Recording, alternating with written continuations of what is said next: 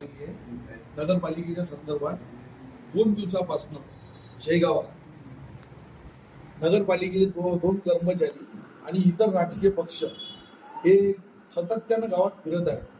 ते फिरताना लोकांना आम्हीच दाखवणं चालू आहे त्यांचं, किंवा आज काल तर मोदीनगरात असं आम्हीच दाखवलं. त्यांनी माझ्या कार्यकर्त्याच्या समोर त्यांचे फोन आले मला, किंवा तुम्ही आज तुमचं इलेक्ट्रिक आपलं तुमचं नळाचं बिल भरा आणि तुमचं टॅक्स पावती भरा, त्यानंतर आम्ही तुमचं घर तुमच्या नावावर करून देऊ.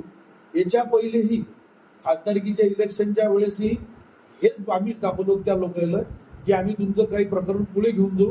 त्यानंतर विधानसभेतही त्यानंतरही तेच आम्हीच दाखवलं गेलं. आणि आज नगरपालिका आलेली आहे आणि आता हे चालू आहे.